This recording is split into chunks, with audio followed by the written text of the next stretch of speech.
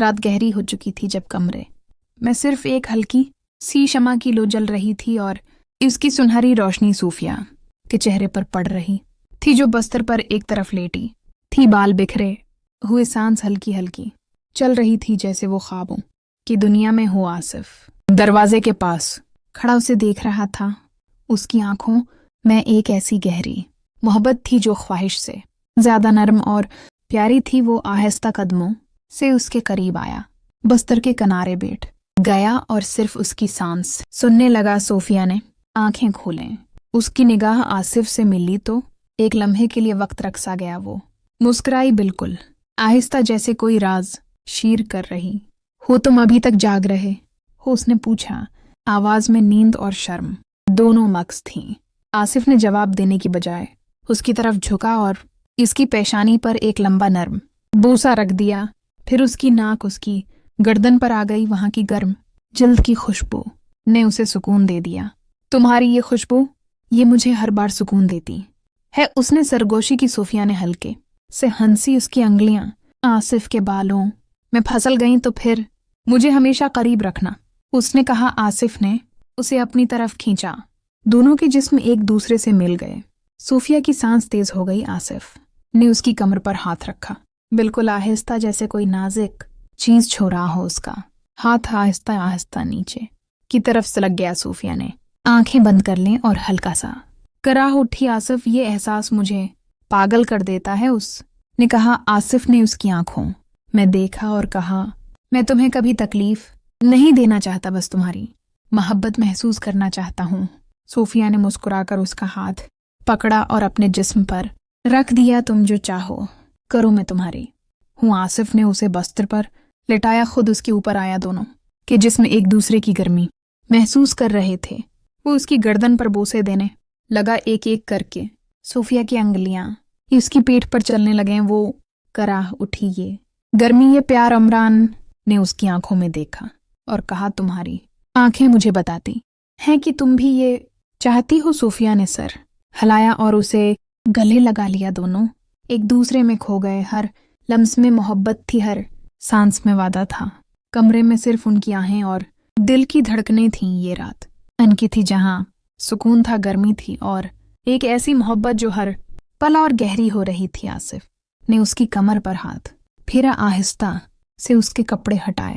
صوفیہ نے شرماتے ہوئے اسے دیکھا۔ وہ بولی، تمہارے سامنے ہونے کا احساس۔ آصف نے اسے چوما اور کہا، تم خوبصورت ہو ہر طرح سے۔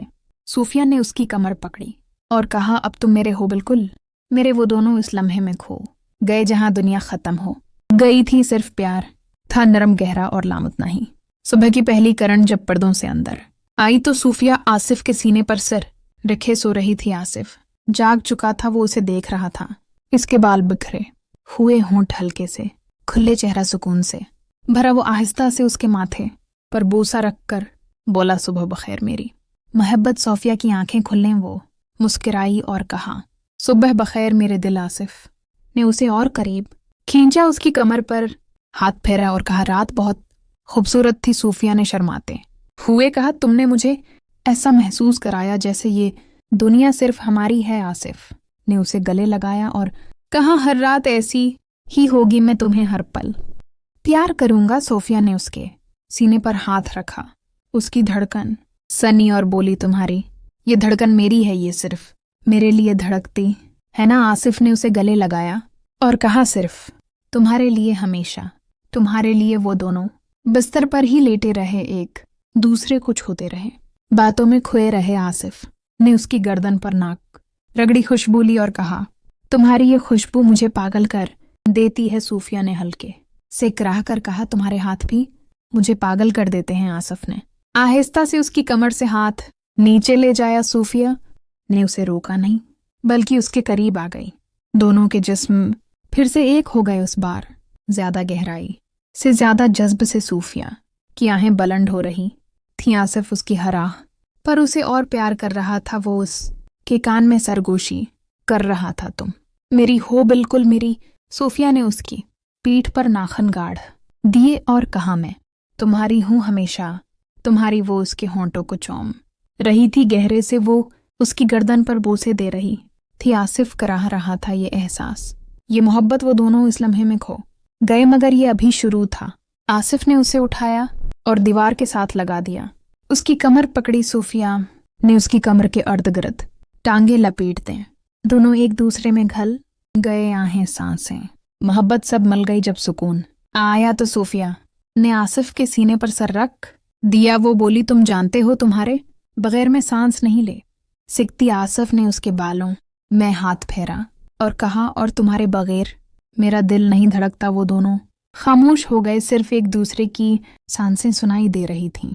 आसिफ ने अचानक कहा, सूफिया आज हम कहीं बाहर चलें। सूफिया ने मुस्कुरा कर कहा, नहीं, आज तो मैं तुम्हारे साथ ही रहना चाहती हूँ, बस तुम और मैं। आसिफ ने उसे गले लगाया और कहा, ठीक है, आज पूरा दिन तुम्हारा है। वो दोनों फिर से एक दूसरे के करीब आए, इस बार आहिस्ता आहिस्ता, बहुत प्यार से। हर लम्स में वादा था, हर बोसा में मोहब्बत थी।